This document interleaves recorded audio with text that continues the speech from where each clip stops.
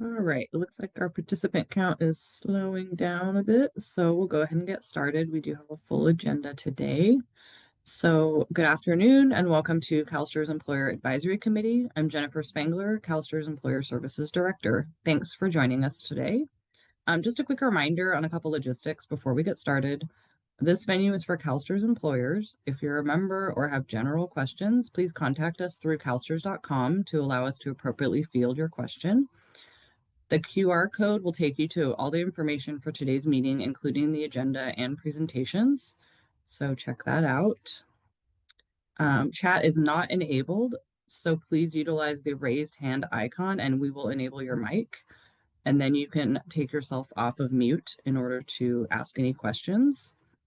If you could hold your questions to the end of each presentation to give the presenter a chance to get through their materials, and then we're happy to entertain questions on each item. If you're constrained by time or have a topic better handled offline, please send those inquiries to at calstrs.com and we'll provide a response.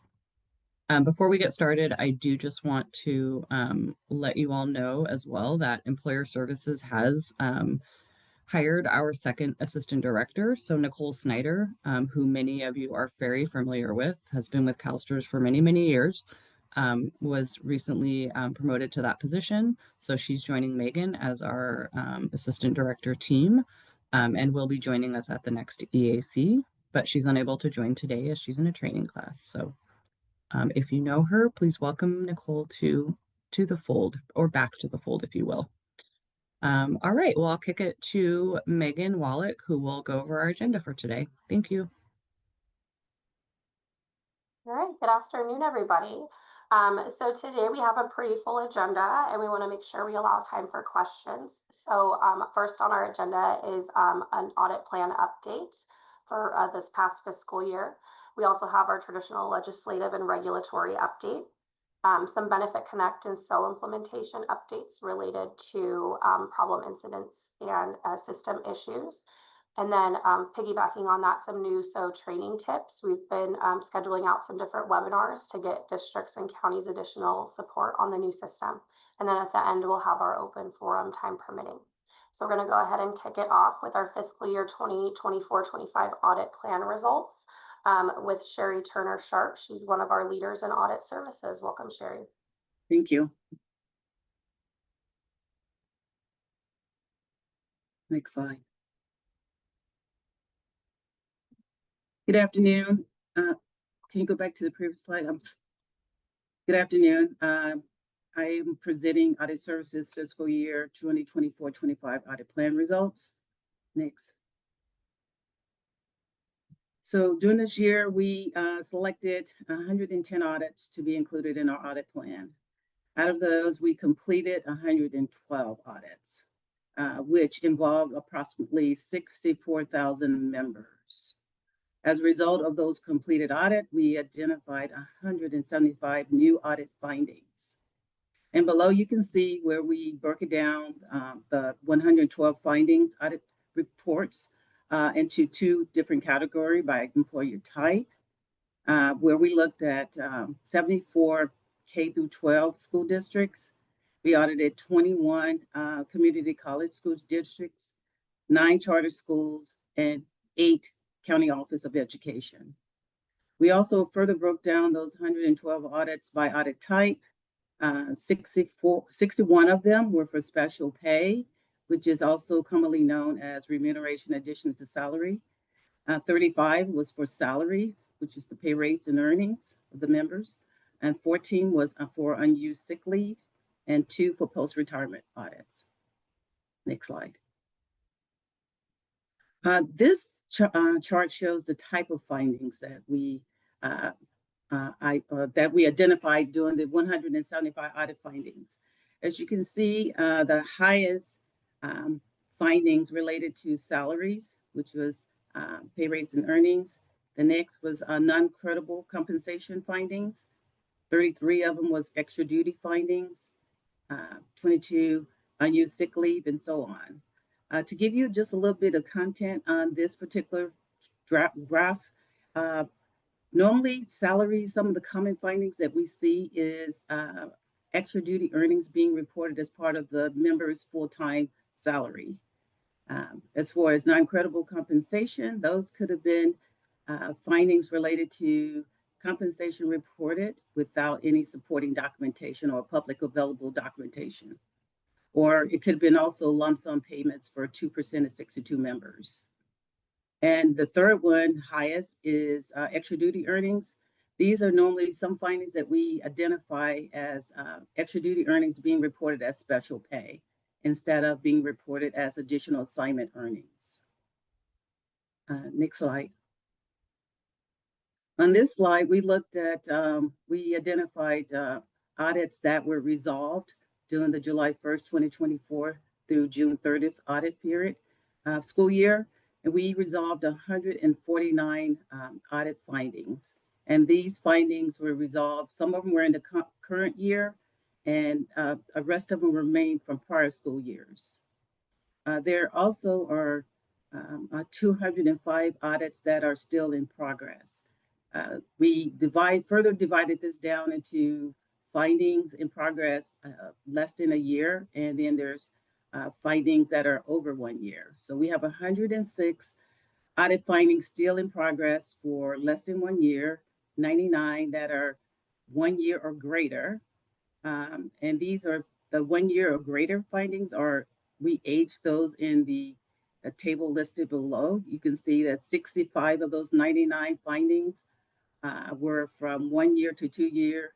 12 of those findings were 2 years to 3 year old. 12 was also 3 to 4 years, and the remaining 10 of the 99 was 5 years or more. More information regarding these school districts and the findings that you see on this chart is also located in the board agenda for September 3rd, 2025, looking at item 5, attachment 1. And that will give you more information on audit services, fiscal year audit plan, and audit services updates. Also, before I end this presentation, I would like to recognize that the department, the teams within CalSTRS that help resolve all these findings, the employer services audit resolution team, as well as service retirement. They work very closely with the school districts and the County Office of Education in resolving these findings and bringing the members' earnings into compliance. That is the end of my presentation. Is there any questions?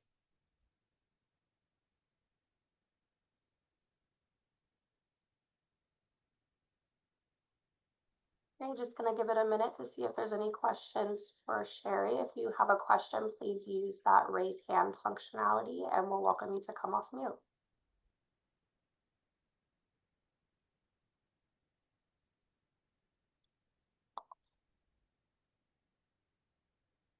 All right, I'm not seeing any questions, Sherry, so I think you're in the clear. Sounds good. All right, thank you. All right, next up on our agenda, we have Joycelyn Martinez-Wade with our legislative and regulatory updates. Great. Good afternoon, everyone. And again, Joycelyn Martinez-Wade, Director of Governmental Relations. And we can go to the next slide. Right now, we're in the recess for the 2-year legislative session. So the second year picks up January 5th, I believe. It's that first Monday in January. But I want to go through all the happenings and again, a list of our potential housekeeping proposals for 2026. But we'll start with this last year in review. And the first 3 bills listed here are all 2-year bills. So they can all be taken up again next year, but they did not pass last year. So keep an eye on those. And, we'll continue to communicate about them if they continue to move. And the last one on the list, SB 853, was our housekeeping bill, and it was signed by the governor. So it will go into effect on January 1st, 2026. There is not really anything to implement with that bill, a lot of clarifications, probably mostly internal processes for us that need to be updated to make sure we have the clarifications that were made in the bill, like on lock for our understanding. But if there are any questions that come up about that, feel free to reach out. There will be a circular going out before too long, so you'll get to see a summary of everything that was in that bill. You can go to the next slide. And so I like to do a look back on implementation over the years because there's still some things that are out there. And we'll talk a little bit more about credible comp simplification, AB 1997 in the regulations update. But we do have the effective date of July 1, 2027. And we'll just keep that in front of us as that approaches. And so the next slide, please. Looking back even further, we have our service retirement benefit backdating. And so this is where members, when they apply for retirement, the earliest they'll be able to backdate is 270 days prior to when they get their application into us, which is about 9 months. And just that to know that's going into effect on January 1st, 2026. So our publications are being updated, forms are being updated, all of those kind of things, so that when it goes into effect, members know what that parameter is for them when they're applying for retirement. And then SB 765 is the post-retirement earnings limit bill from a couple years ago. And I keep this on this list because it does sunset at the end of this fiscal year, so June 30, 2026. And so then the calculation for the earnings limit changes back to what it was before, as well as the separation from service requirement. The exemption, the process for getting that goes back to what it was before. So we'll make sure to keep you updated on that so that you know, of course, what the limit is coming up for July 1 and the different process to go through, which is not very different. If you do use folks who are retired to work for you, you know, the process for those exemptions isn't too different, but we will get that updated if the law sunsets as planned on June 30th. So next slide, please. I think this is where we jump into next year. So now we fly forward into the future, but I wanted to stop there to see if there are any questions about past implementations, the 2025 session, any holdovers from that. So, and again, if you think of one as I go along, happy to answer it later, but I like to try to break this up into some chunks. And so I'll try to do that here too, because you know, you've been with me the last few years. Our housekeeping bills have been pretty minimal. There's, you know, been 2 to 5-ish provisions that I've brought to you. This year, we're looking at 12 provisions. And so there's a lot more going on here. So I want to give you a preview of them. And it will be an assembly bill this year. And so as you see that come to print, we'll make sure you get the bill number and you can look through that, make sure you understand all the pieces that are relevant to employers and see if there's questions you have about them, feedback you want to give to us. Let's see, this would be introduced sometime in January, February. Like I said, the Assembly Public Employment and Retirement Committee will be the author this time. And I'll jump in and I'll pause as I go along. So you know about AB 1997, of course, the regulations I mentioned, and we'll get there in a little bit. But part of what also comes from implementing this bill is some cleanup legislation, as you will, or conforming changes as well. We are tackling these first 3 bullets in 2026 because they're changes that we feel need to be in place in the statute before July 1, 2027, when the bill goes into effect, so we can administer the plan appropriately, given the changes from simplifying credible compensation and credible service. You will see in 2027, so jumping even further into the future, that we'll need to do some cleanup around terminology that's used with some of the new definitions that went into the statute, that there are places we need to make sure we're using the right term so that there's no confusion there. But again, less substantive, not necessary for administration when we hit the ground running on that July 1st, 2027 date. So these 3 in front of you, one of them is the definition of position subject to membership. This change is straightforward, where we cite the different types of certifications our members may have, whether it's a credential or certificate, a permit, or referencing something from the Commission on Teacher Credentialing, a document that they provide to show someone is certified. In one spot, we left out the term permit. And that is still something that people can get to be a certificated staff person in a school district, a community college district. And so we want to make sure we acknowledge that and have that listed in the statute. So pretty simple change there. The second one here is probably one of the bigger changes because our definitions of retired member and retired participant activities, so when people come back to work after they're retired, the current definitions refer to the list of credible service activities that is currently in the statute. Now that's changing with AB 1997 when it goes into effect, where we have positions subject to membership, and there's not a list of those activities, which is part of the simplification. We didn't want folks to have to continue to try to analyze every little piece of work that someone does in their day-to-day. And so now that we don't have the list of activities, the current definitions of these terms in the second bullet is obsolete to some degree, doesn't mean anything. So we need to update those definitions so we know what compensation you're going to report to us for someone who's doing post-retirement work. And what we're looking at is having compensation for any or all work that they're performing after retirement come to us. Now we're trying to remain as close to possible as what we've had before, but we also know there was a kind of an existing loophole and we want to address that. So this means even if they come back in a classified position, which technically there's statute that says that should not happen unless there's a waiver. Either way, if they're coming back with or without a waiver, we are not in charge of that. But if they're coming back with or without a waiver, the compensation for that leave, sorry, not leave, I don't know where that came from, excuse me, for that post-retirement work will be reported to us and count toward the separation from service requirement and the annual earnings limit. And so again, this closes the loophole where someone may have an elected, a classified position to be covered by CalSTRS and someone comes back in that position after they retire. It also kind of reinforces the idea that classified positions are not supposed to be something that one of our retired members takes on after they retire.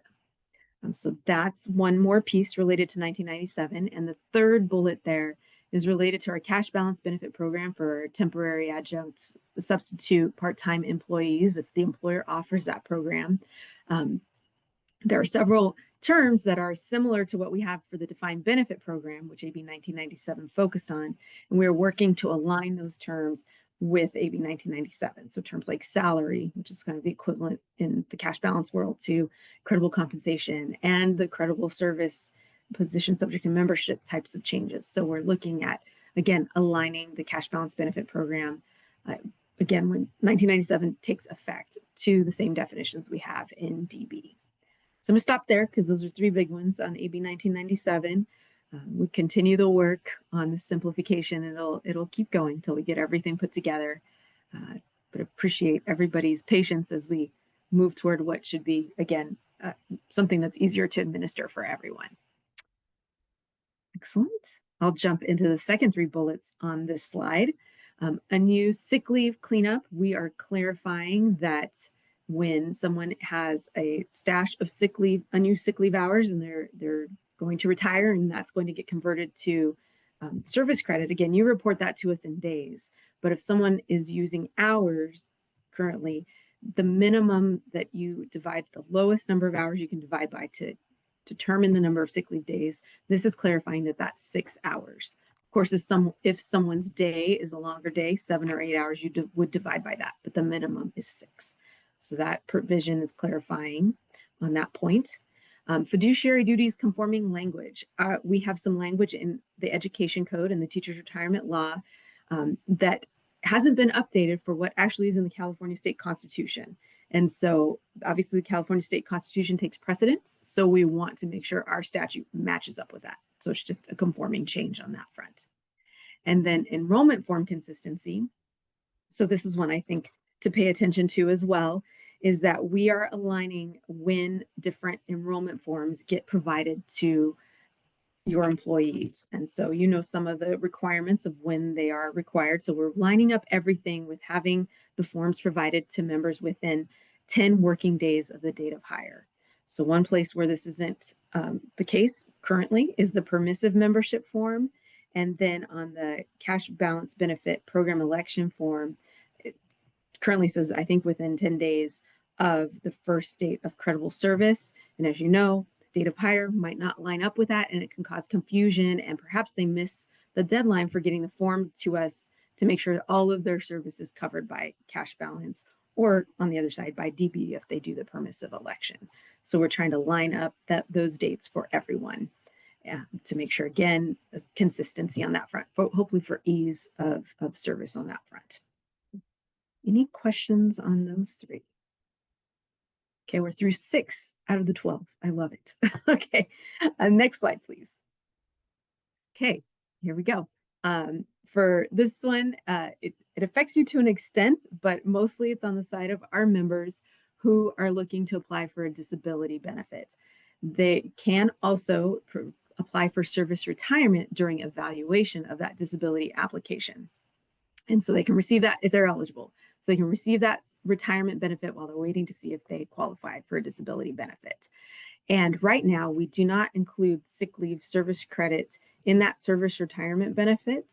And what this provision would do would be to also exclude clearly, we don't do this now either, but we want to make sure it's very clear in the statute, is that if there is a CalSTRS retirement incentive, those 2 extra years of service credit that you as the employer might be paying for your employees, that is also not included at this point in time. And the reason being is that if they do qualify for disability, the bulk of disability benefits are not based on service credit. So unused sick leave and those 2 years of service credit from the retirement incentive would not count in the disability calculation. If the member is rejected for disability, then their service retirement benefit is recalculated for any unused sick leave that converts to service credits. And also, we would include a retirement incentive if they had qualified through the employer, if you had offered it, if they qualified for it in the timeframes, and that again is the CalSTRS retirement incentive. And what this means for you too is that, and this is again how it works, we don't ask you to pay for that until we know that this is going to happen, because we want to make sure that, again, we don't have to be returning money to you afterwards if they can't use that service credit. So anyhow, that one is, again, business as usual, but I wanted to make sure you understood potential implications if we don't clarify it. This next one hopefully is very straightforward. I mentioned it. This is SB 327, the backdating of retirement applications. And we have a couple places in the statute where those changes were made, and they have more flexible language currently about what the operative date is. And now that we know that it's January 1st, 2026, we're going to put that in the statute so it's clear. And then signature cleanup. This is for service retirement applications and any the application for changes to service retirement applications. We're asking for those to be submitted to us within 30 days of the signature date, which is similar to other forms that we have. So we're making that clear in the statute as well. Questions on those 3? Awesome. Okay, the last 3, home stretch. You know about our defined benefit supplement program, and this is for a supplemental benefit when members retire. They can take the benefit from that either as a lump sum when they retire or as an annuity, period certain or lifetime. And what this change is going to do, it will allow members to be on the current time frame for making changes to a retirement application, which is 30 days from the date of the first payment. If someone elected a DBS annuity, which provides an opportunity for them to ask for that instead as a lump sum later into their retirement if there's a need and if there is a balance of credits in their account. So only if there's money left based on how much of the annuity they've already received. And we see sometimes people have hardships and they need money more immediately. And so this would give an opportunity for that. Next to last, option factor for multiple retirements, where someone reinstates, works some more, and has a second retirement or third or even more than that. Sometimes they'll elect an option when they re-retire so that they can provide a benefit for someone else when they pass away. And then this is true of just a single retirement, but we apply an option factor, which reduces the member's benefit so that it can pay for essentially a benefit going out over 2 lifetimes. This is clarifying that if someone has multiple retirements and they retire at the end of those multiple retirements and they elect an option, that the option factor applies to all parts of the calculation for their multiple retirement. And last but not least, if a member, well, all of our defined benefit members have a defined benefit supplement account, or if they're in the cash balance benefit program, they have their cash balance account. And if we have investment returns over certain amounts, not only do they have the guaranteed interest rate, but they also get a return on those investments. And it's called, our board looks at it every May, and they would get additional earnings credits if we meet those certain thresholds. This is clarifying that if someone had an account, they were an active or inactive member, but they had not retired yet, on the June 30th, the prior June 30th, to when the board's making the decision, if they still had that active account, if you will, that the additional earnings credit, that additional money will be added to their account, regardless of whether they retired between July 1 and when the board makes the decision. So we're just making sure that's clear. If you've got that account open on June 30th, you're going to get that additional earnings credit, which is one of the great benefits of DBS and CB accounts. Okay, that's it on housekeeping for next year. Questions on those last three? Awesome. Okay, next slide. New topic, sort of. We have a regulatory update. So next slide. And we've talked about these three different sets of regulations. Obviously, we already touched on AB 1997 and the credible compensation simplification regulations, which are clarifying some of the terms and related pieces for implementation of that bill. We've got the administrative remedy regulations. AB 1667 was from 2022, dealing with audits and appeals, and board elections regulations. So this is how our board functions when there are elections for the 3 people on our board who are members of our system. So those needed to be updated.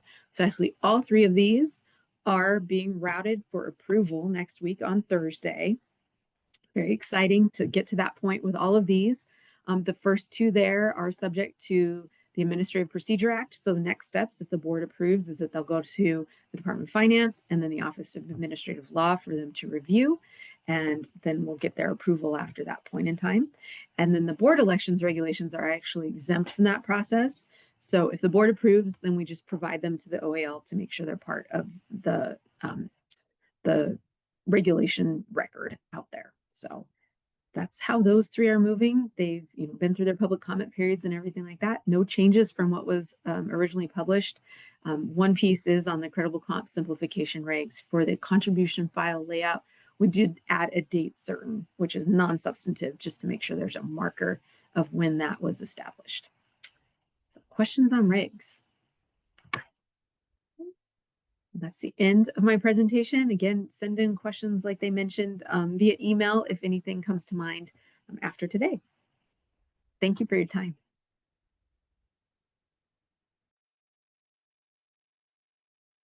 Thanks, Joycelyn. I don't see any questions in the chat. I apologize, my voice is getting a little raspy as the day goes on.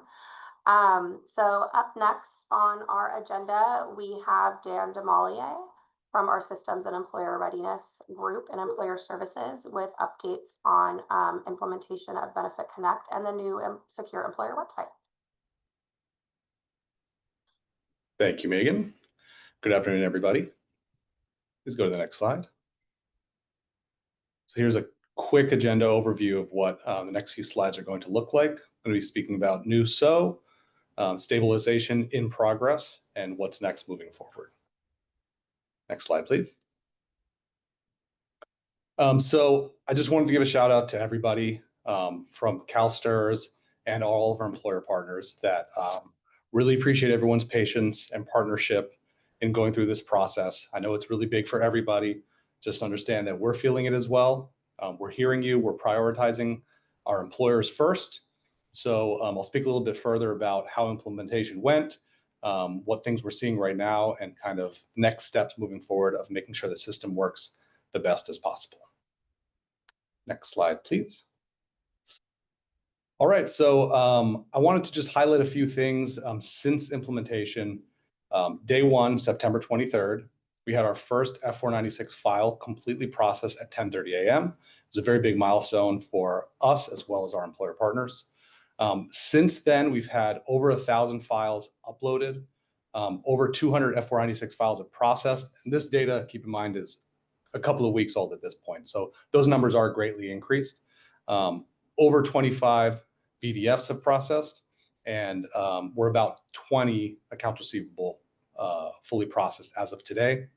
And since then, there's also been what's now close to 40,000 enrollments completed through the MR87 file upload or manual transaction process. So again, thank you all for your patience and your hard work through this process.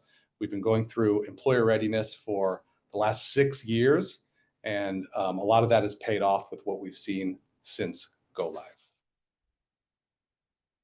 Next slide, please. And then next, I'm going to talk about stabilization, what a PIR is, a problem incident report, some fixes and corrections moving forward. Next slide, please. All right, so we want to address the issues that impact our employers So as I mentioned, when we're triaging our problem incident reports, our PIRs, contribution reporting issues are the top priority. So anything that's going to prevent your files from being submitted and fully processed into our system goes to the top of our priority. And we have a whole triaging process with scheduled planned releases, major releases, and even some emergency releases as needed to fix those things to help make your experience better. Since go live, we've had 2 problem incident reports that were resolved in planned releases.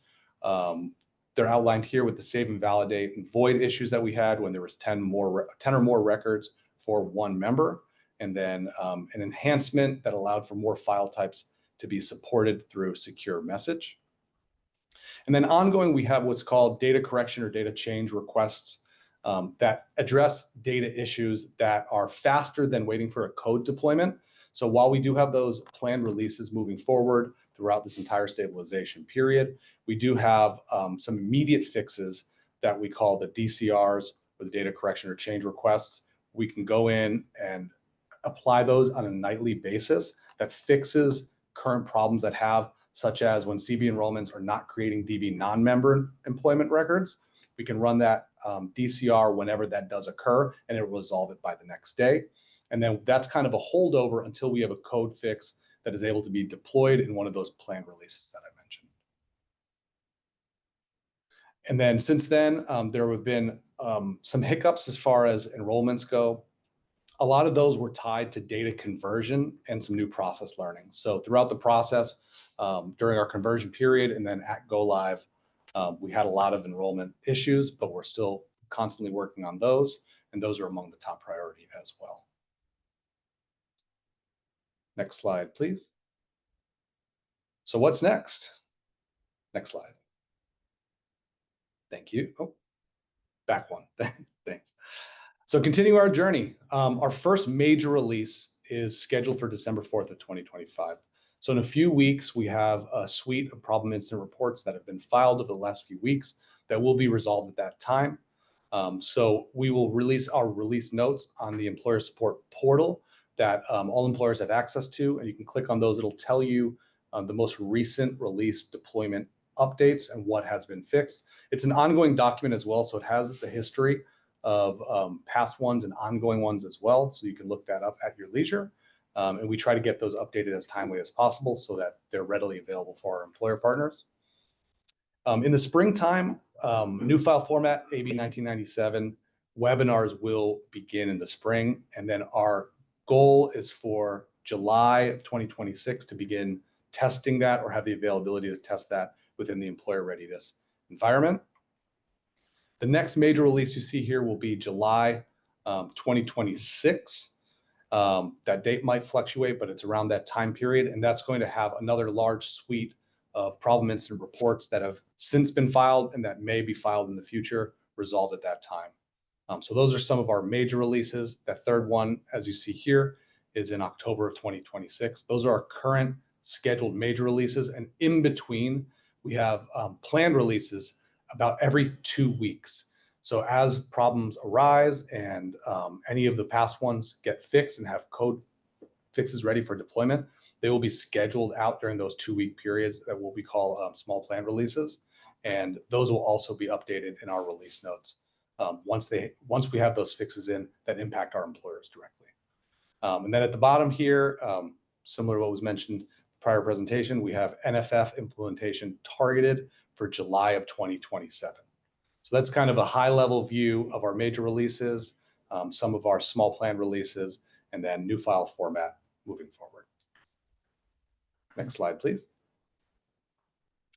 Penalties and interest. So I want to briefly talk about this. At the bottom, I have the asterisk explaining that CalSTRS will open disputes on employers' behalf to process the waiver for both DB and cash balance.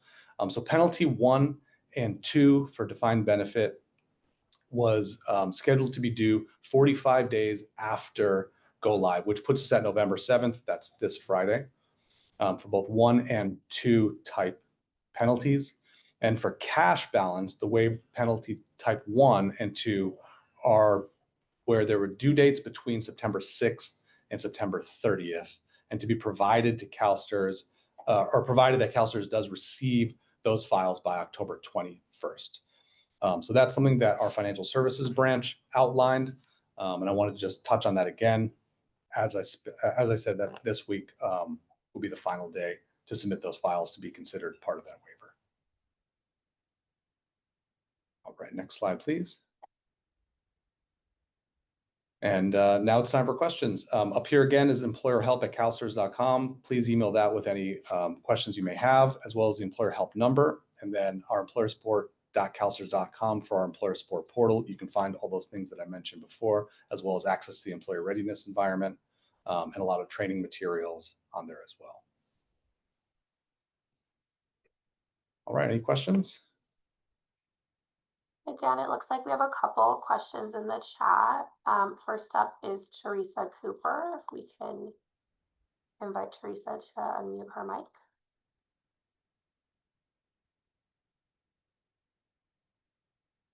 It is. Found it. Okay. Good afternoon. Thank you. You keep mentioning chat. Do we have a chat available?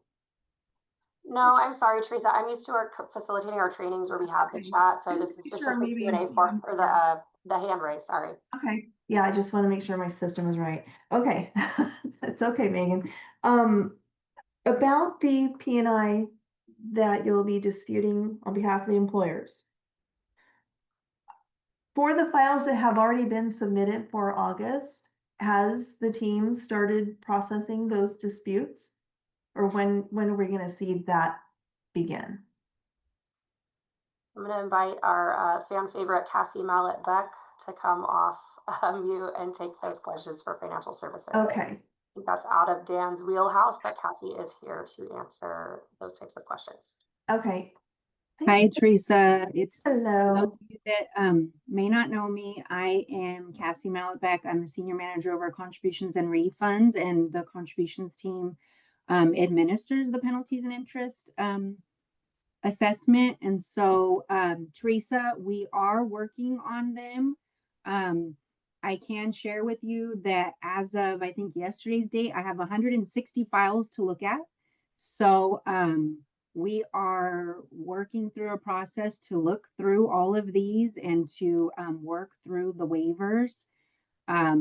The way you will know is you will be receiving an email from staff letting you know a dispute is open on your behalf, and then we'll be working it, and it will follow the same process as our normal dispute process, where you'll receive notification when it's finalized and then the follow-up email. Okay. So we may not be at yours yet. We are working through the process to try to get through them as quickly as we can. Yeah, so that's what I can share at this point. Awesome. We're a little concerned about the suggestion to us about paying the bill up front and then knowing that that large of an amount is hopefully going to be approved in the dismissal, or sorry, the process for disputing it. And then the monies just sit on account, and then we'll have to remember to assign it to a file within 60 days or whatever our dateline time frame is for assigning the funds to files. Yeah, no, I hear what you're saying. And to kind of, I think to provide context for the rest of the people on the call, I think what Teresa is saying that, you know, those invoices have generated and employers are in a position to make a decision if they want to pay that invoice in full and wait and see the outcome of the dispute, or if they want to make a partial payment, or if they just want to wait wait for the dispute to be finalized. I guess what I would want to caveat when you're making that decision is we, based on the cutover, we're really only looking at the penalty type 1 for July service period and August service period, and then penalty type 2 on those July and August files. We'll look at penalty type 3 and penalty type 4. We don't suspect penalty type 3 is impacted by this, because essentially for penalty 3 to trigger, the line is 18 months old. and it's looking at a March date. So it wouldn't be impacted by this cutover time frame. We will look at penalty type 4. We want to make sure nothing was assessed based on the fact that during the cutover period, our Treasury Department wasn't able to post payments. And so there was a backlog. So we will be looking at that to make sure that didn't cause anything. So anything else would be subject to regular review and may be applicable. So I just want to put that out there with the caveat of whatever decision is, you know, the county makes on behalf of paying that invoice. Obviously there's a couple options out there. So if interest is applied based on the portion that we're waiving, we would waive that portion of the interest. But if there is interest that is valid, currently we don't have plans to waive that if it's valid. Right. So our idea was to possibly pay the portion that we agree that the money's owed. Okay. Leave the rest outstanding. So Okay. hopefully, you know, is that a problem? I don't think Okay. so. I Okay. think that's an approach you can definitely take. Okay. Yeah, I think that's an approach you can take. And I understand where you're coming from, and I think it's a reasonable approach. Okay. I appreciate the time. Sure. All right, thanks, Teresa. Next up, we have Evelyn George. Can we send Evelyn a request to unmute?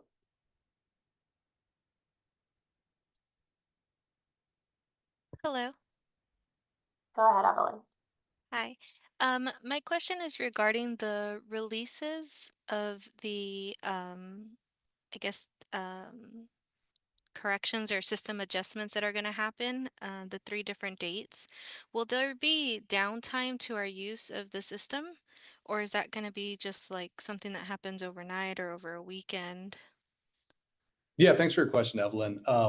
Yeah, and it's good to specify that as well. So the release that we have are typically done on Thursday evenings off hours. So they're usually between 5:30 and 6:30 p.m. start times until like 8 or 9 p.m. So they're usually within or outside of the window of normal work schedule. And we will post that on SO as well as on the ESP, so that if you log into SO and you can't get into it, you can always check the employer support portal, and it will have that message that tells you the dates and the times range that it will be down as well.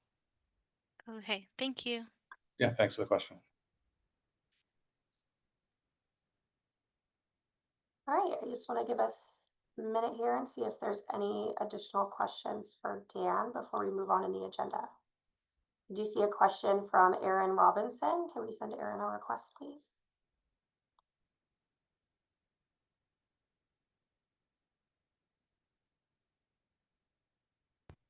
Hi there, can you guys hear me? Yes, we can. Go ahead. Okay, perfect. I don't know if this is a question for Dan necessarily, but I wanted to circle back to the CB file, the PDF file, and the delinquency due date. So we've been having issues over here to where I can't delete a file. So every time I try to upload a new PDF file, it gets combined, among other issues with the CB side of things. And so I wanted to double check, what does that look like for the P&I for us? Because we're on month 3 that we haven't been able to submit an actual file. We've been trying to submit payments and stuff like that because we can do that. But as far as P&I, what does that look like? Is that included in that whole forgiveness grace period or what?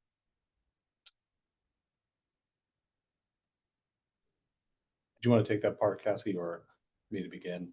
We might need to take that one, Aaron, offline. Okay. We can send that. We can reach out to you, or if you can send that to employeradvisory@calstrs.com, and we might need to dig more specifically into your due date for your particular since CB so individualized. I will say that employer readiness has definitely escalated it, and they're working on it, so they're aware. But I just wanted to kind of get a different viewpoint too to make sure.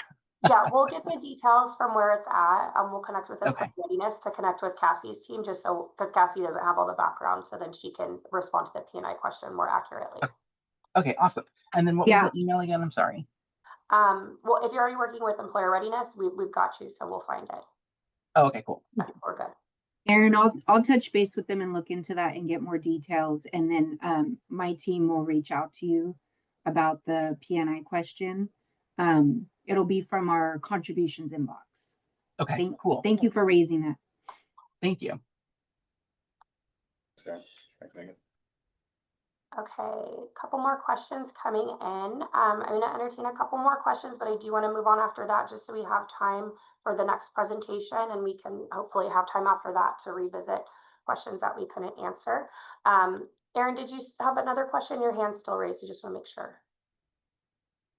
Looks like you're good. Okay, so next we have Suzette Burns. Can we send Suzette a request? Looks like you're ready, Suzette. Yes. Can you hear me? Yes, we can. Thank you. Okay. Is there going to be an extension for our September files? Hey, Suzette, I'm thinking you're speaking of PNI, right? On your September files? Yes. So there isn't any extension as of yet. What I can share with you is my team in financial services is working really closely with employer services and employer readiness to understand like the full scope of any issues and challenges that the employer community is facing. So any feedback you provide me as well, and we'll take that information and have conversations with our leadership team to see if we need to potentially make any changes to the penalty and interest plan due to the implementation.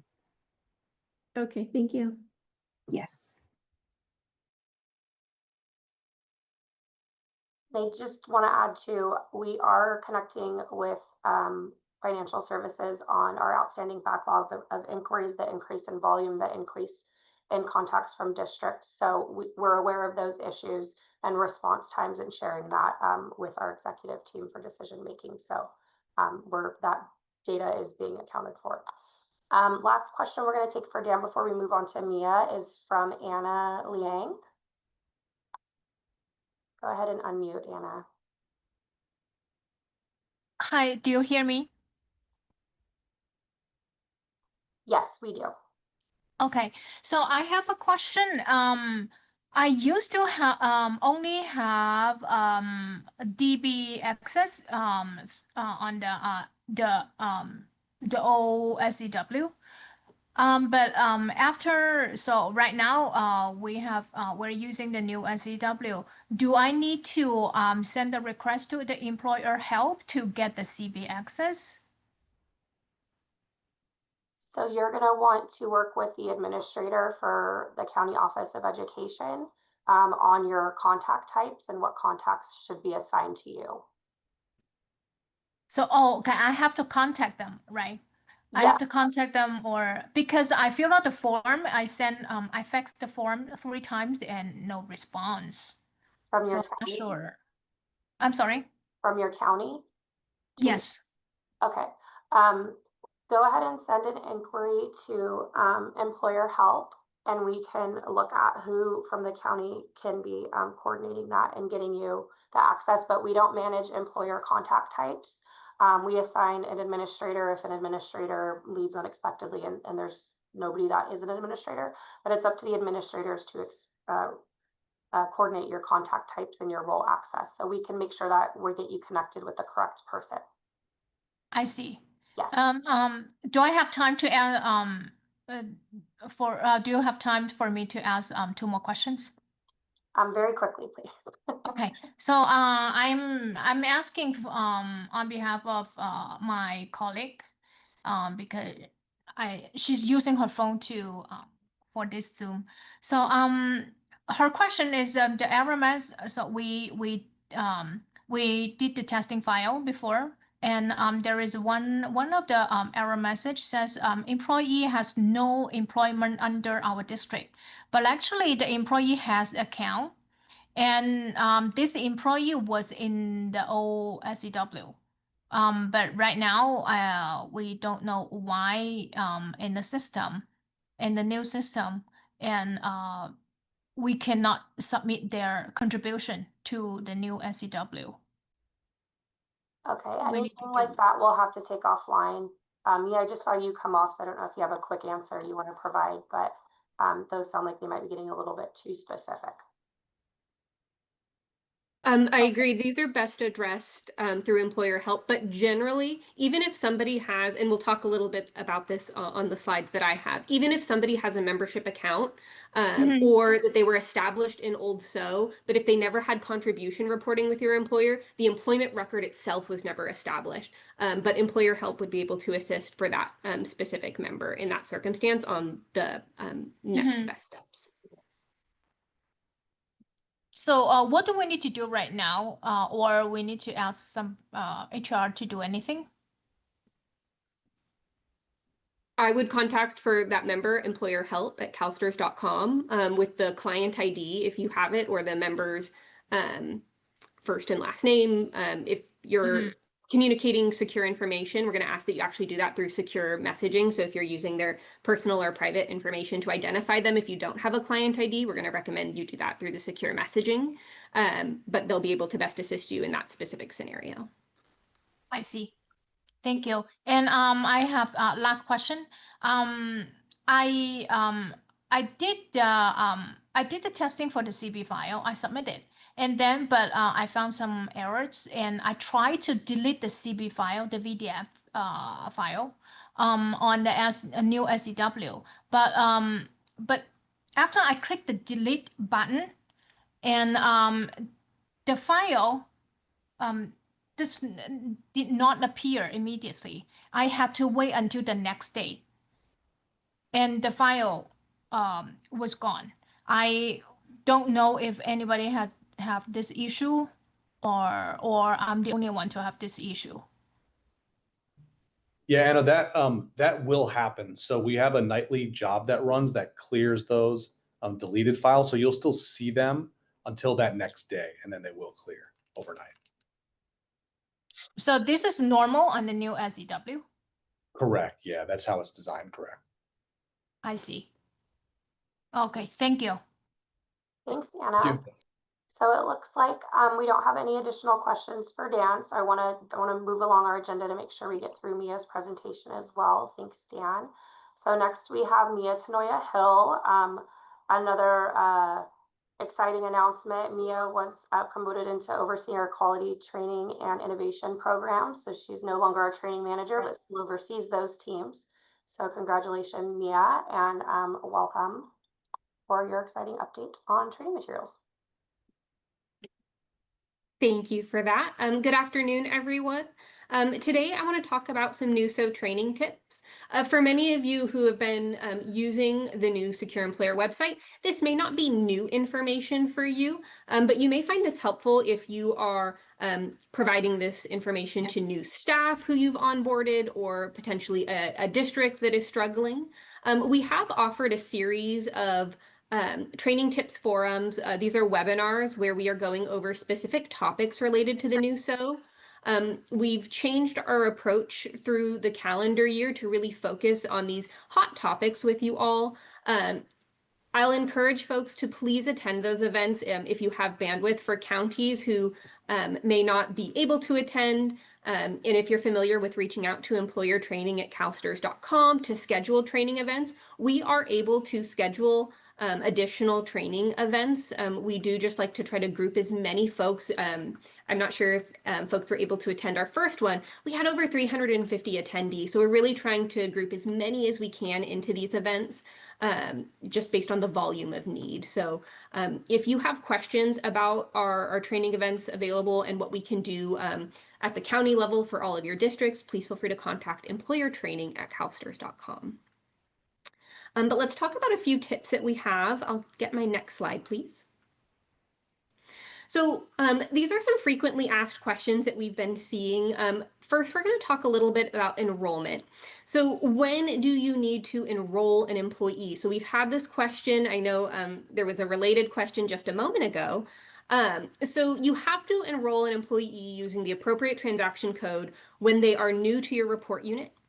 This is going to apply to members and non-members.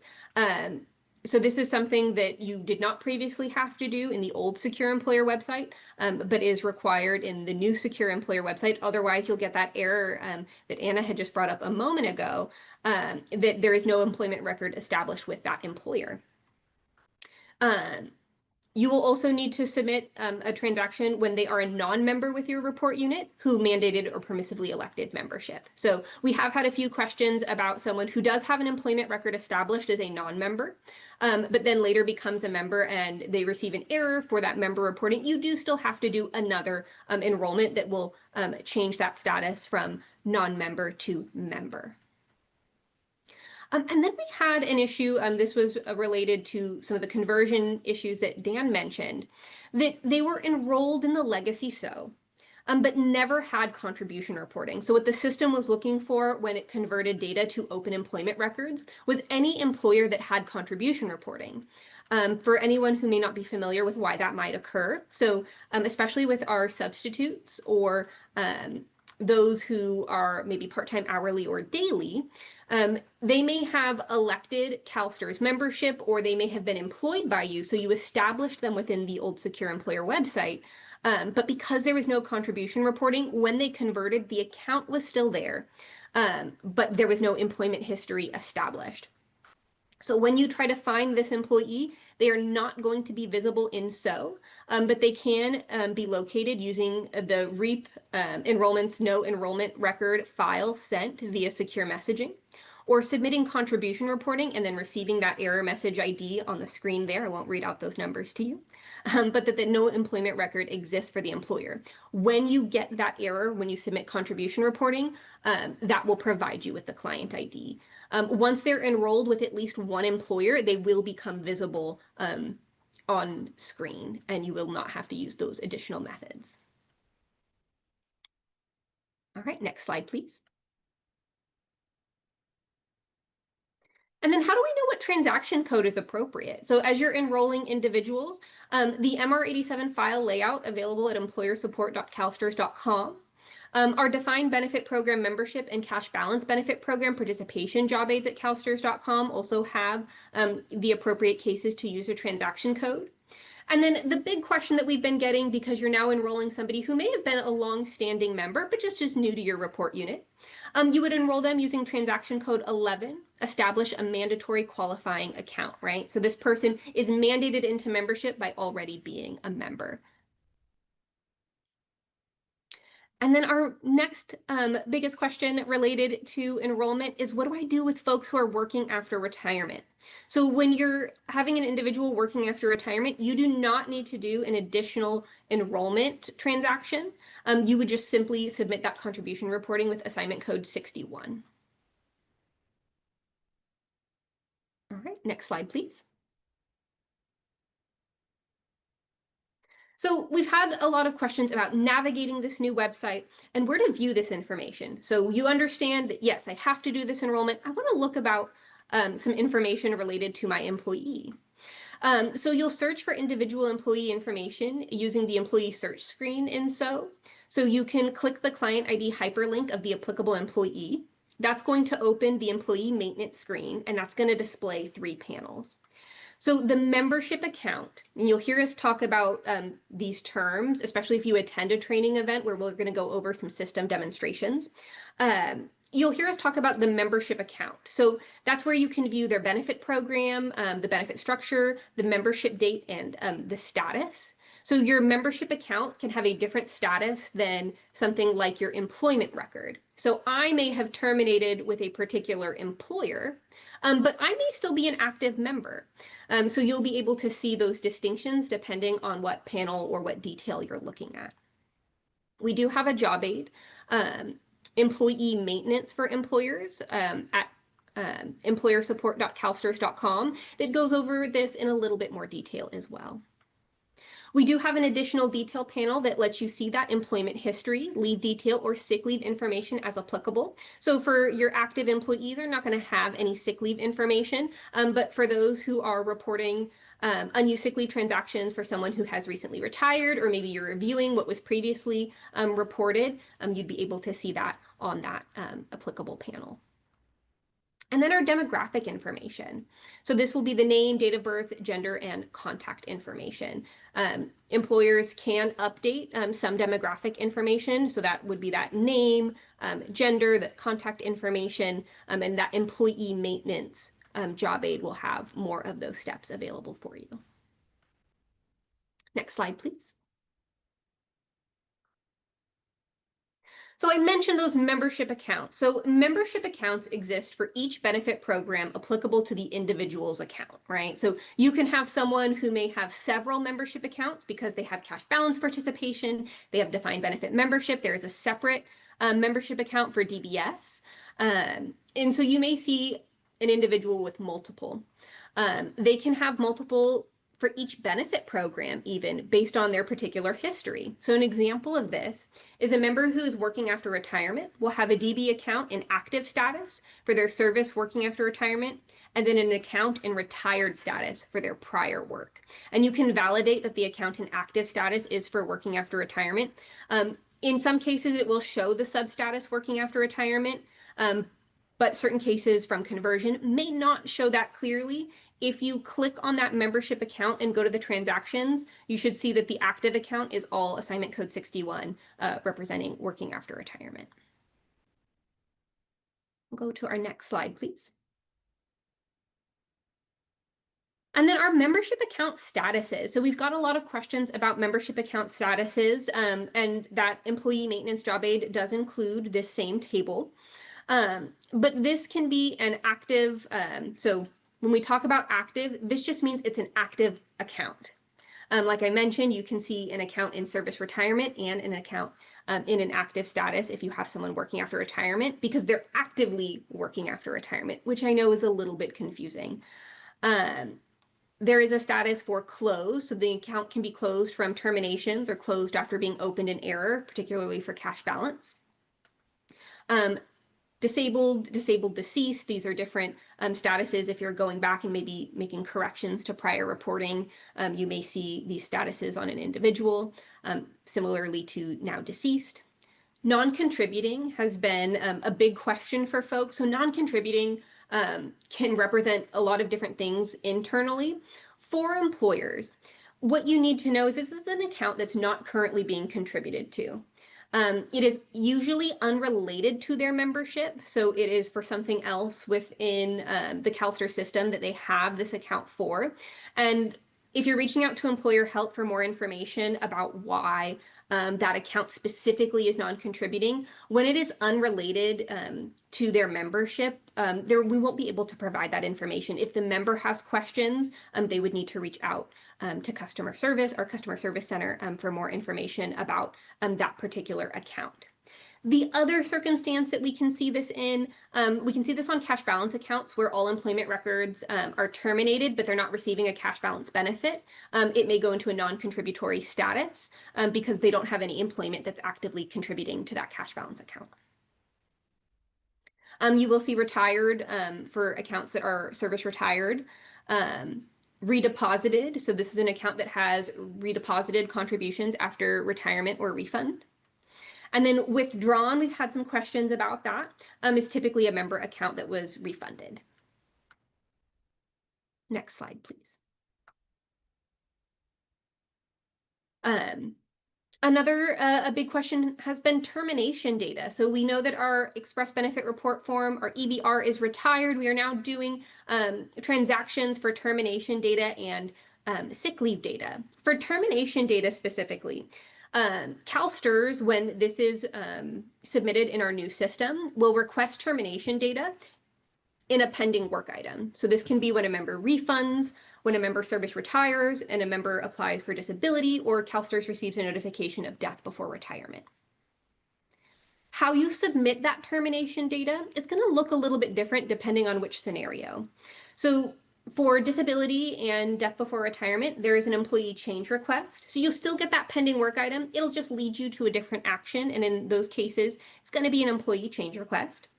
All other termination data is going to be submitted online in that employment transaction using the termination transaction type.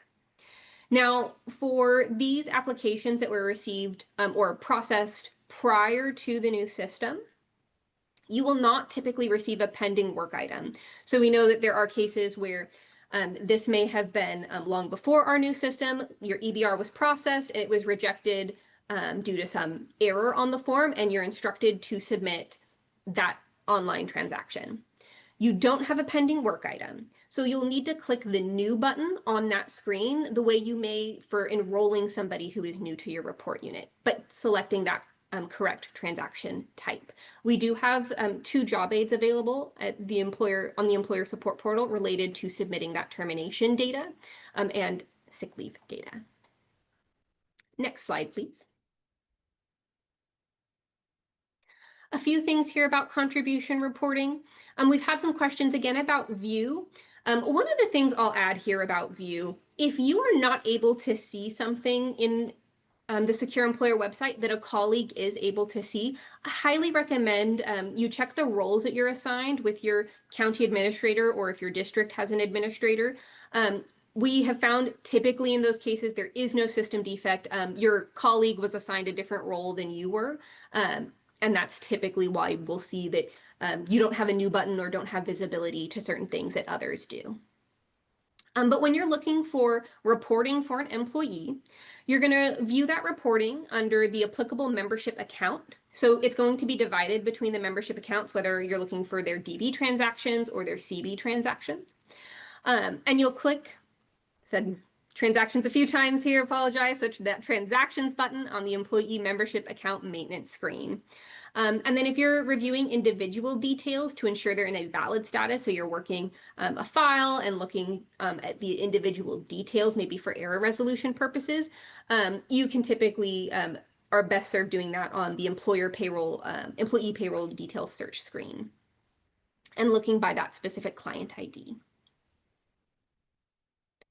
If you can't see those transactions for a member, like I mentioned, and you have all the right roles and permissions, it may be that you need to enroll that employee to see the transactions. And if you're thinking, well, I can't enroll them because I don't employ them, that is why you would not be able to see that data. So if they are not a current or prior employee, you would just not be able to see that information. We'll do my next slide, please. So that brings me to the end. This was a small piece of what you would see if you are able to attend those training tip forums. Those webinars are not recorded, but we do have a Q&A document that we compile from all of the questions asked, and that we do provide that at the end. For the last Q&A, we'll also be publishing that on the employer support portal. So if you missed it and were worried about receiving a copy, we'll also publish it there, since those questions may be impacting many of you. And it brings me to my questions section. I thought I saw a hand, but maybe there is not one. What questions do you have? I see Anna Lambert. Hi, Mia. Hello. Hi. So my question is to where we cannot see enrolled employees who are members, but they had never had any contributions. Mhm. Can you go back to that section? My concern is about employees who may be eligible for the retirement system election form. Mhm. And we may not necessarily be enrolling them into CalSTRS because they may be electing PERS. So if we cannot see that information, I'm not sure we can make a determination. Let's say for somebody who might be a substitute employee who are members, but they may not have never had any reporting. We may deny their election because from what we can see, they have never been a member of STRS. How do we deal with those items? So for those cases, I would recommend checking that file that was sent via secure message referenced on that slide. That was sent, and yes, if we can go a couple slides back here. Go one more back. So there is a report that was sent. That was my question of what. Yes. So our employer readiness team provided a file with those individuals. There are quite a few. So if you have questions about a particular member that you're not able to validate, you can always contact employerhelp@calstrs.com for that specific situation. If you suspect that for whatever reason that they should be on that list and are not, and you are Okay. not able to locate them in So. So anybody should be able to access that file that you're referring to, like county office stuff. Yes. Okay. Okay. Thank you. I see quite a few hands here. Veronica, can we have Veronica? Hello. I believe you mentioned for retirees, um, we do not need to enroll them, of course. So Yes. would we need to term them? Like if they were no longer going to work with the district, do we need to term them or do we just not report for them anymore? So you had someone who was working after retirement and then is no longer working after retirement for you? Correct. Um, so you would no longer report for them. You can submit the termination transaction, but at this time, we're not requiring employers to do it proactively outside of the circumstances which you receive a pending work item. Okay. And for the membership changes, if there's a non-member moving to become a member now, do we need to term the non-member account first before creating the member? When you enroll them as a member with that employer, it will end date the non-member enrollment. Okay, thank you.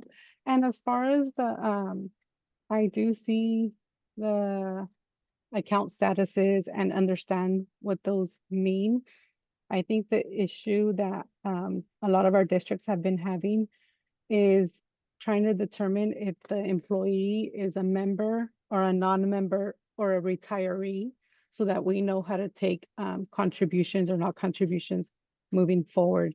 Is there any plan to kind of include that into the new system at some point, or are we just going to have to kind of dig in and see what we find? So in those circumstances, there is the employee match file that can be used.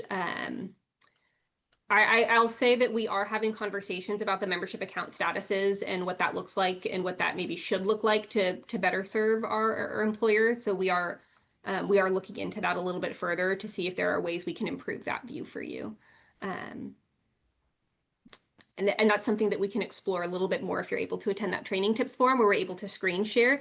We can screen share some things that we recommend as well. Okay, thank you. All right, I see Amanda has a hand raised.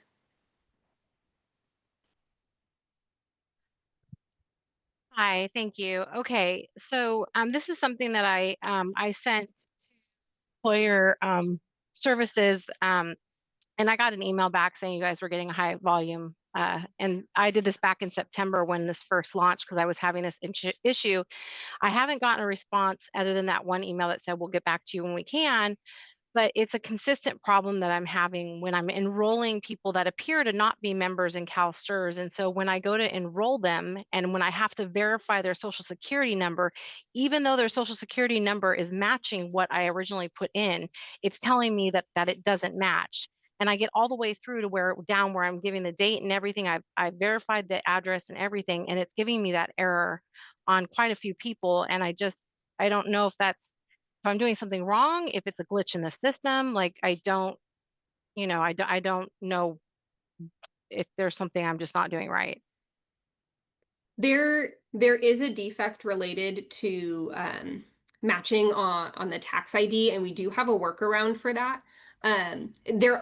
We would need to look, and I'm sure your email probably had the examples of the cases that you were looking at that we could confirm that the defect is occurring in those cases, or if there is something else that we can recommend to you.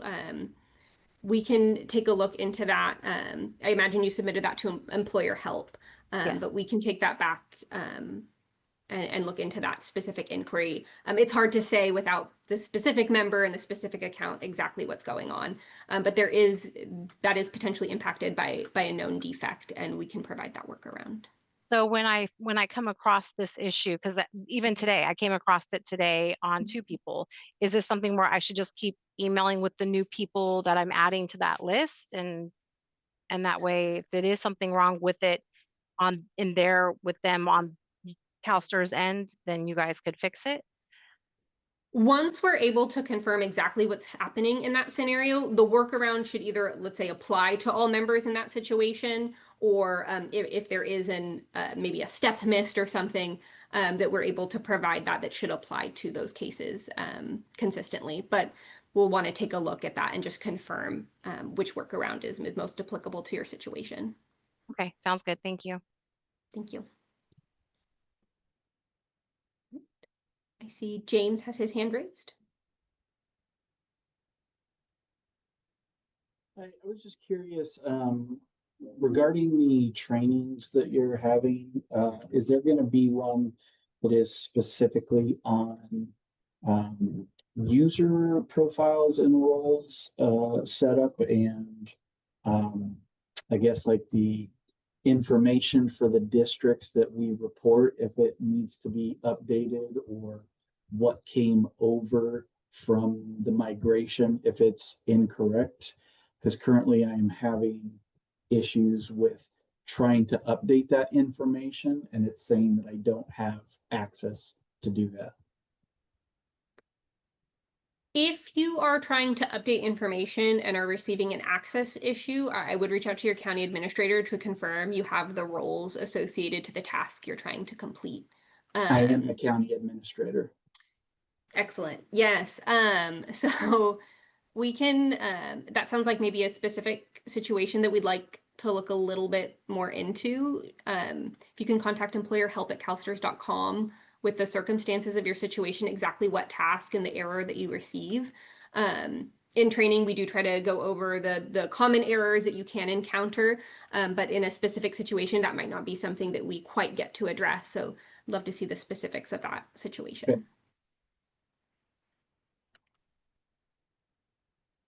All right. Okay, really quick, Mia, because we are, I think, at your time, but you do have quite a few hands raised, and I think most of our open forum would be questions you might also answer.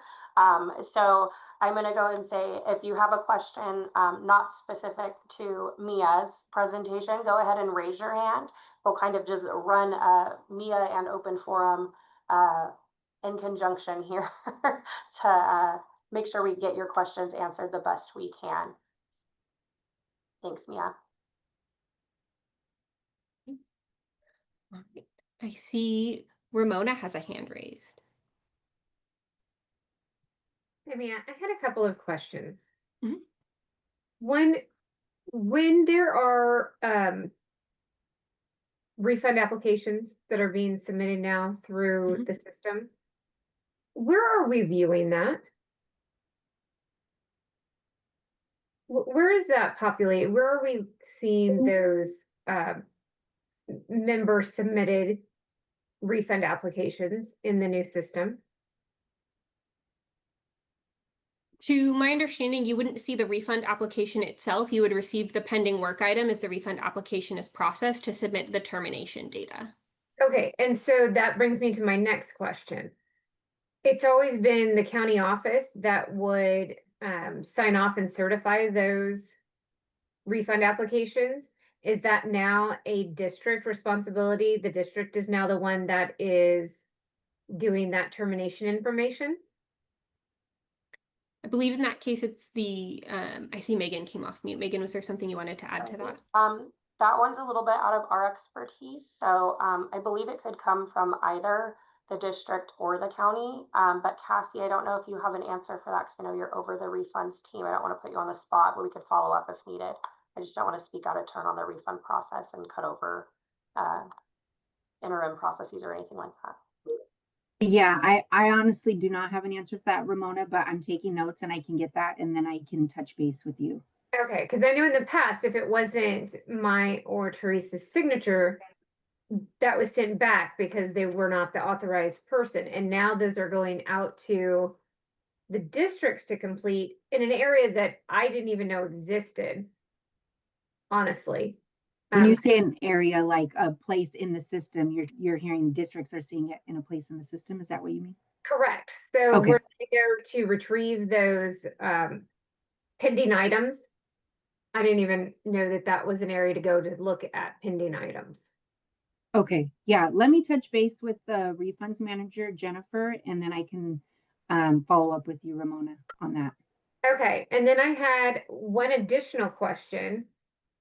When I'm looking up someone and viewing their employee information, did I understand that if they're retired, but they are actively working as a retired annuitant in your district, it would show active? So my retiree can show either active or retired? Depending So on it's on the membership account. So there would be multiple membership accounts. So the membership accounts for DB and DBS, let's say for that individual, you'll see 2 that are service retired. And then you'll see 1 just DB membership account that may say active, that will say active because they're actively working after retirement. So it's not that the individual isn't retired on the 2 membership accounts that they're retired from. If you think of membership accounts kind of like a bucket. So you have your bucket of contributions from when they were actively working that they're now retired from and receiving a benefit from. Instead of adding the working after retirement lines to those buckets, it creates a new bucket to hold everything that's working after retirement. So when I look up that retiree, Mhm. if they are working, what is it going to say?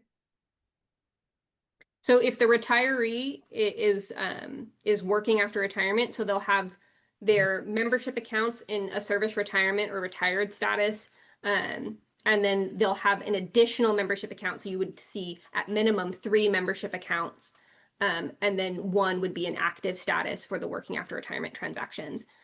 And then in some cases, it will say with a sub status working after retirement, we are looking into the consistent display of that.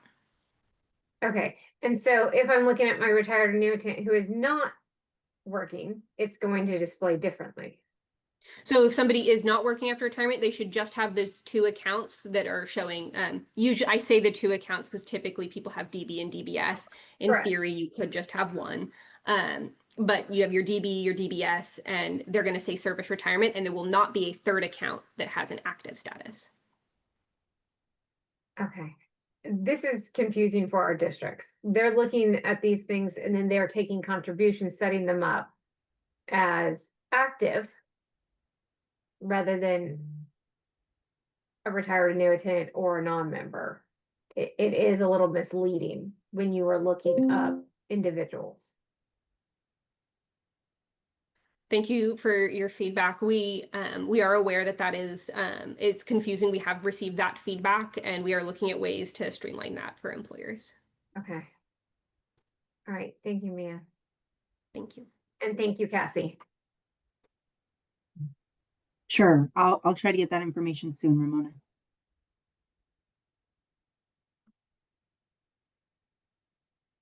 All right, I'll go ahead and facilitate your questions, Mia, because I don't want you to be put on the spot because some of these might not be for you particularly.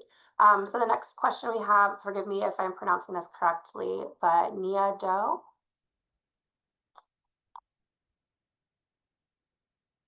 Go ahead and come off mute if you see that invite there.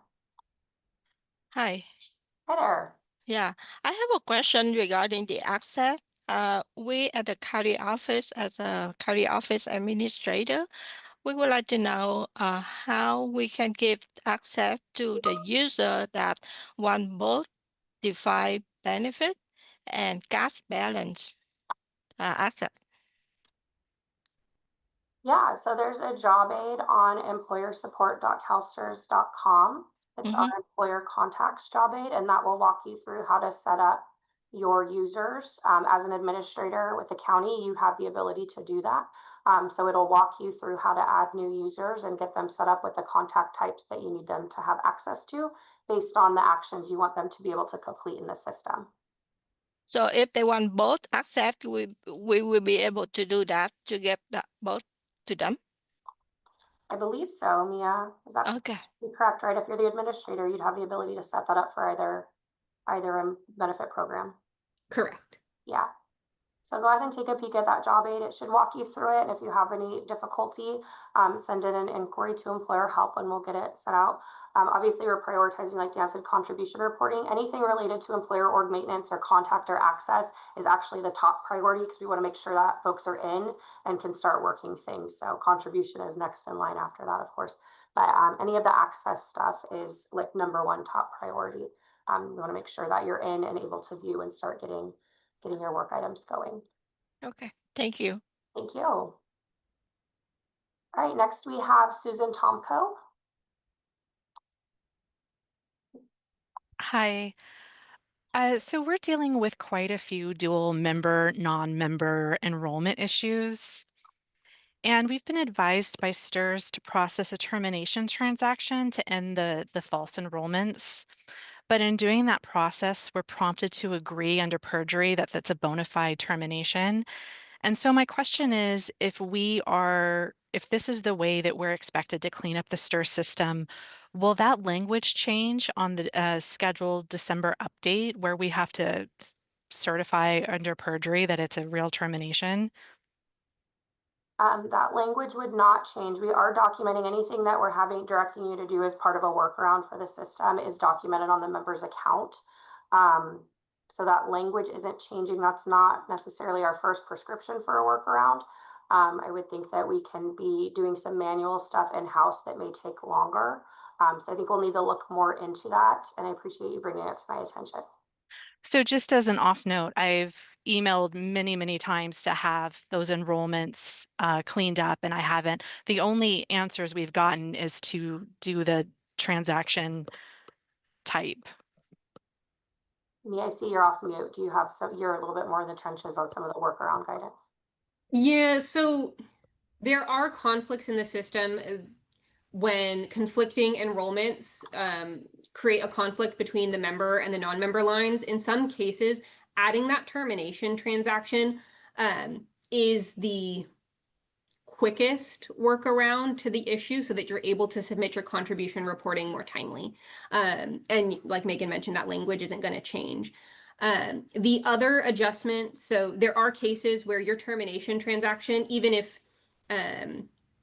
you did a termination transaction, it wouldn't fix the underlying conflicts within the account. And we have to do a membership account information adjustment. This is an internal action that we will adjust information on the member's account. But these are time consuming, and it is not that these will get done. But there are cases where if it's simply adding the termination date will allow you to submit the reporting more quickly. But we do review those cases and ensure that that is the applicable action to that cleanup.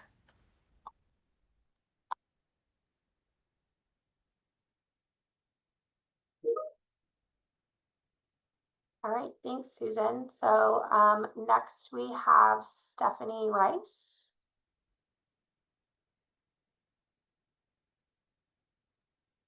I think Anna is up next, Megan. I'm sorry, I saw that. I thought Anna still had her hand raised from the first question. I'm going to go ahead and Anna, you're off mute. Go ahead, Anna. Sorry about that. Okay, thank you.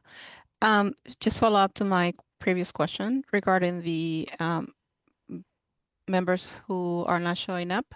Mia mentioned the REAP enrollments file that was sent to secure messaging. I just reviewed the secure messaging postings and there's nothing there. So do you know a date when that was sent, or how can I have access to that? For that one, Dan, can we have Anna email ERT directly because that came from your team just so we can get it to her quickly?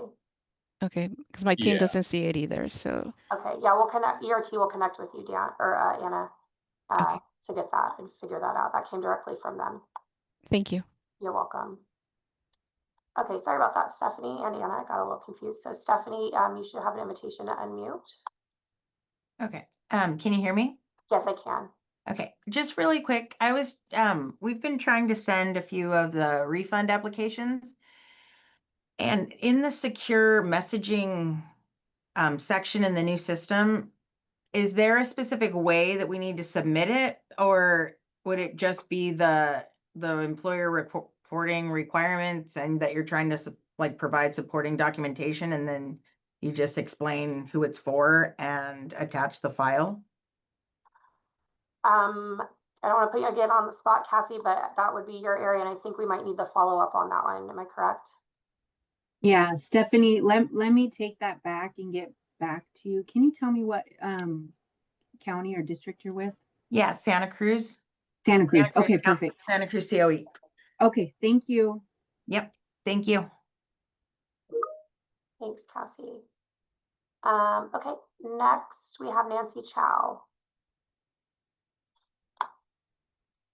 Hello, can you hear me? Yes, we can. Okay. I want to re-ask the question. This is per the I think Anna Liang from our district asked the question. This is also pertaining to that new training tip on the first slide about the message says no employment record exists for this employer. We have been really struggling with that because we're from the reporting and in payroll, and the enrollment part is completed by our human resources department. So we were told that these are those new hires for the fall quarter. We're in the quarter system, so our fall quarter start in September. And I believe their new hire documents were placed or enter into the legacy system. But I believe I was told, if I heard correctly, even though we place them into the legacy system, but without any reported service, that migration does not happen to the new SEW. Is that correct? So when there was no contribution reporting, the account still migrated, but it didn't open employment records. So there is still, that person was still established in the system, but there was no employment record established with your district. So it's a little bit confusing because in all other cases, when there was contribution reporting, when the account carried over, it carried over an employment record that we established based on that reporting. But in those cases where there was none, there was no employment record established, so you have to reestablish the employment record. So that's the only option, right?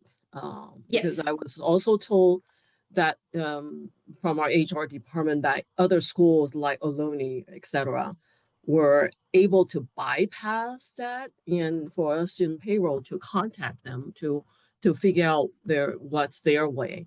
Is there another way for reporting to happen to bypass the no employment record exists for this employer? The employment record has to be established in the system for the system to accept the contribution reporting. There may have been something maybe specific in the case they were working on that may have been unrelated, or the error maybe triggered inaccurately in that case, but you do have to establish the employment record. There is no alternative to that, to reporting. So when you say establish the employment record, meaning to enroll them? Yes. Is that right? Yes, correct. Okay, I just wanted to be sure because we're really struggling here with reporting their September services. Now we're faced with October, so yeah. So I need to still try to communicate to HR. If not, maybe we want to then ask employer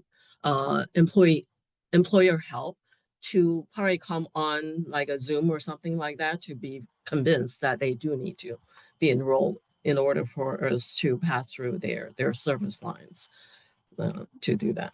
So we'll try again. Yeah, we'll try again to make sure I communicate this. Now, just to be sure also with all this Q&A, are we going to have some sort of a printout as well after the meetings? So maybe that will then demonstrate some documentation that, yes, this is a must that needs to happen. Unfortunately, that because our new hires is for September, and the system migration didn't happen. That cutover was in September. So there's no way for us to report September by that cutoff time. Yeah. So it's a timing issue for the quarter system, especially for us. Yeah. I will say for the training tips forums, we will have a Q&A document available after those for reference for all individuals. And then for this open forum portion too, I mean, there was a lot of questions being asked here. Will we have documentation? What's being asked and answered currently? We don't have that. We do post the webinar gets posted, but we don't have the a script or anything on this format. But we are working on many of these questions are questions that have been asked in other events that do have FAQs and Q&As, and our training team's currently working on a document that will address these things. Many of these questions are included in that, and there'll be an announcement when that's posted, hopefully in the next week. Okay. All right. Thank you. Thanks, Nancy. Okay, I want to keep plugging along here and get your questions answered. So next we have Angelica Diaz. Go ahead and unmute, please. Hi, how are you? Good, thank you. How are you?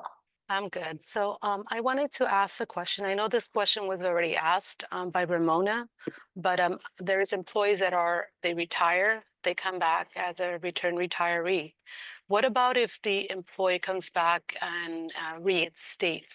So it's going to show retired in the status. It's going to show active. Will it show reinstatement? Because I didn't see anything like that for reinstatement. Or will it show active again? That is a good question. I myself was wondering the other day, Mia, and I didn't get an answer on that yet, so I don't know how it looks. Do we know how that looks?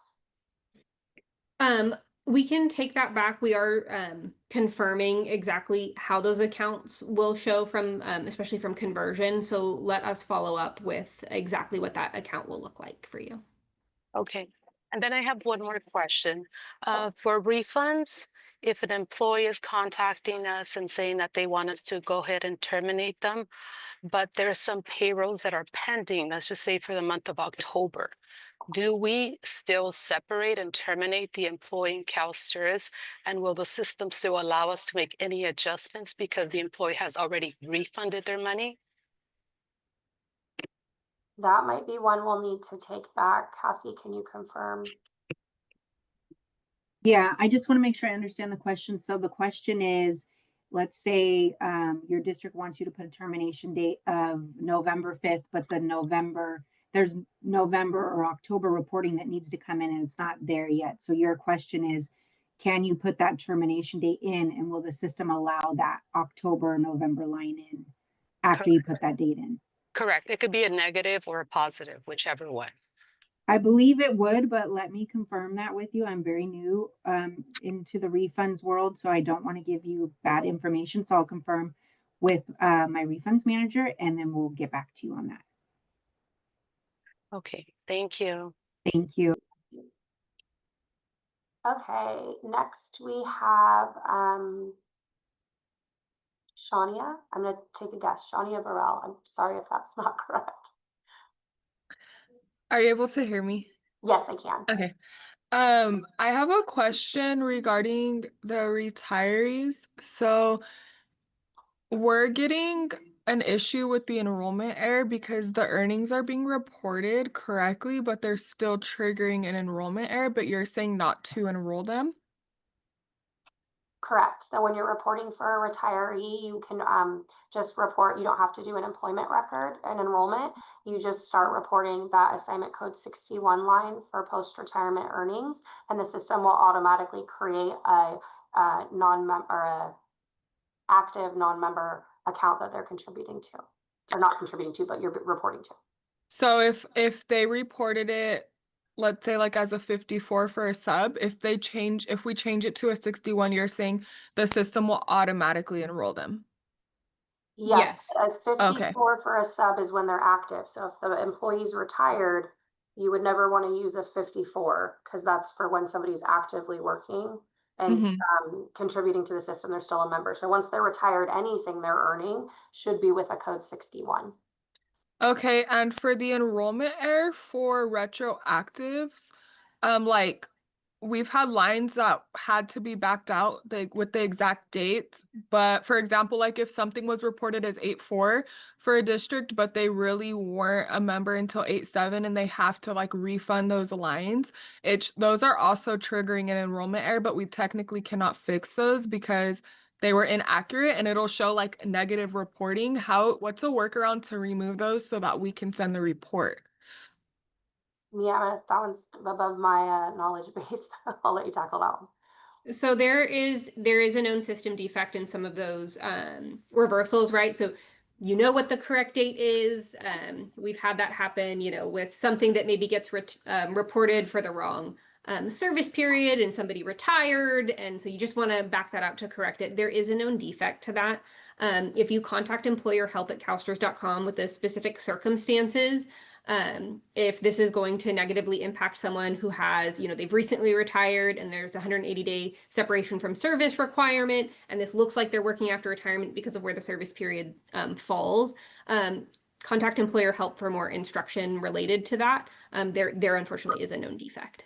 Okay, and that would apply too for just like a standard, like not a retiree, but a regular teacher where something was just reported with the wrong date and we're trying to correct it. We would just email employer help for those as well. Employerhelp@calstrs.com. We'd be able to look into those circumstances in a little bit more detail to confirm exactly what's occurring in those cases. Okay, thank you.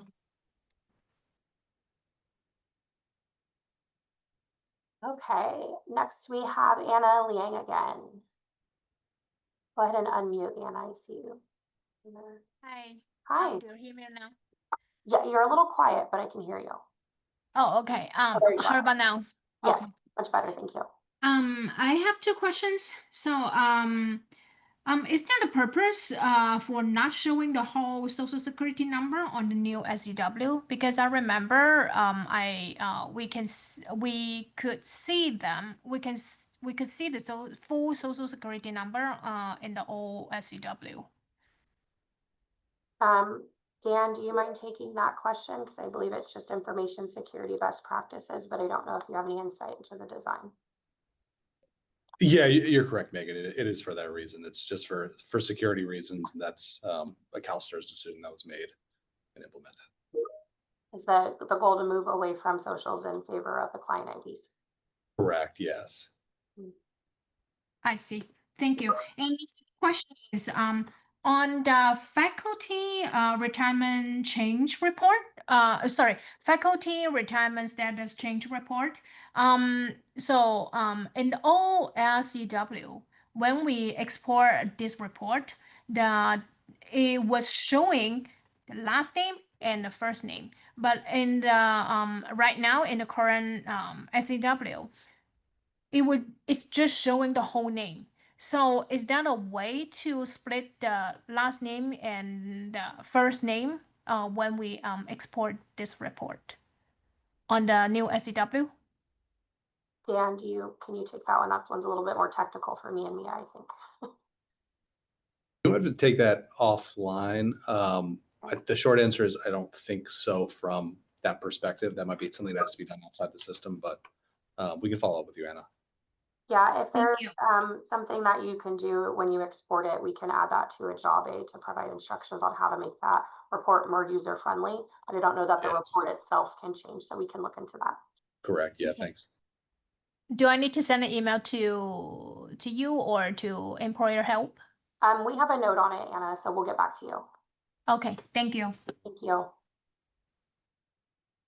right, next we have Richard Metzger. Go ahead and unmute, Richard. Can you hear me? Yes, we can. Thank you. Okay, so we received some feedback from our districts regarding the termination process and it being kind of cumbersome. And I know we provided some feedback to CalSTRS previously about creating some sort of automated process for termination data. Is there any discussion with CalSTRS as far as adding termination data to an enrollment file or the MRD7? So the termination transactions will be part of our new file format when we move to the new file format, and you'll be able to submit them in bulk.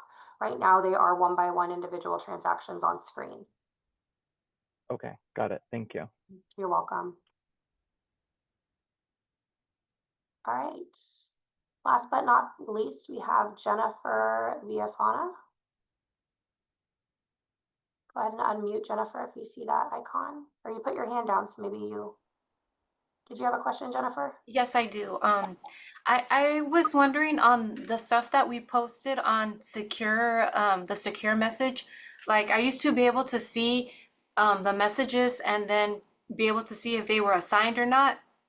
Now they're not appearing at all. And those are items that we uploaded ES350s and ES372s. Do you know what happened? Like what are they being assigned?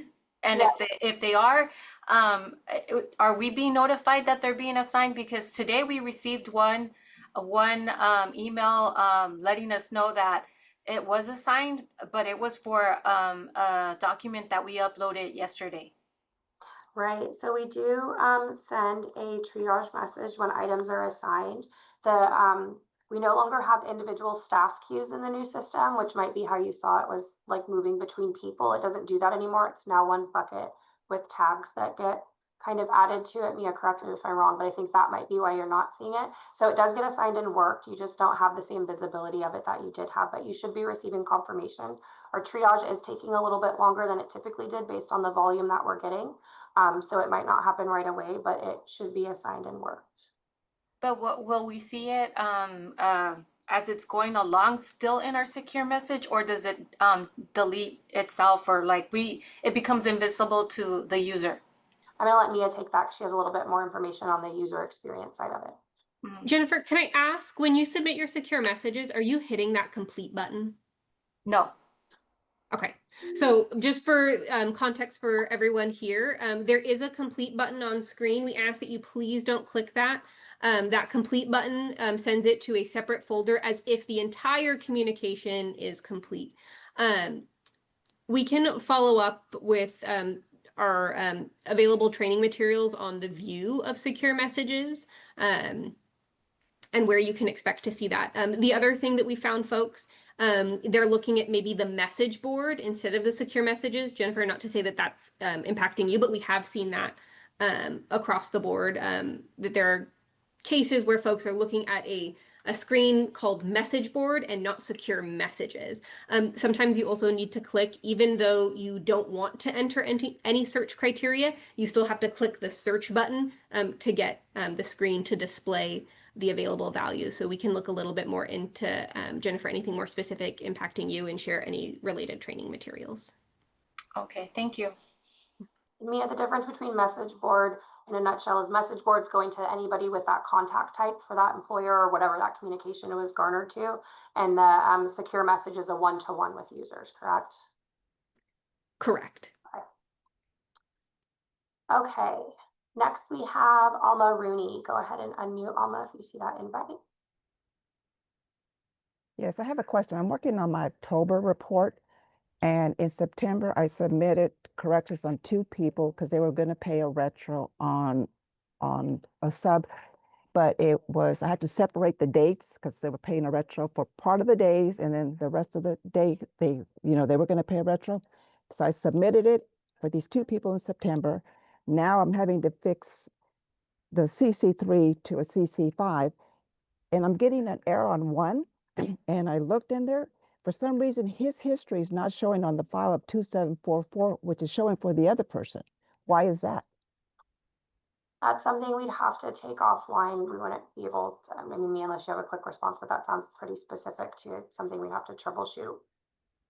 Looking at screen. Did you already send an inquiry in for that one, Alma? No. Okay, go ahead and shoot us something and we'll take a look at that. Send it to employer help? Yes, please. That's our Okay, yes. will do. Thank you. Okay, now we have Shania Burrell. Am I saying that correctly? Please correct me if I'm wrong. It's Shania. Shania, okay, thank you. I just had a quick question. So we're receiving a lot of emails from ES forms needing corrections on forms. For example, if another county established membership like after we did, or if someone was made a member with one district and then another district, we enrolled them after, and we're getting like an email stating that the employer or the membership date and enrollment date are not lining up. But if you look at the ES350s we're submitting for that district, they're lining up. Is that like a system error that you guys are getting, or can we disregard these if like everything's correct on our end? I would just respond and explain that it looks correct on your end. It might require a second glance. We do have some folks, we've pulled resources helping with that particular workload. So more seasoned staff can focus on inquiries. So it could very much be a training issue with some staff. But go ahead and reply just so we can make sure we either address the training issue or address what's actually going on the account if it's something a little bit deeper, please. Okay, sounds good. Thank you. Thank you, Shania.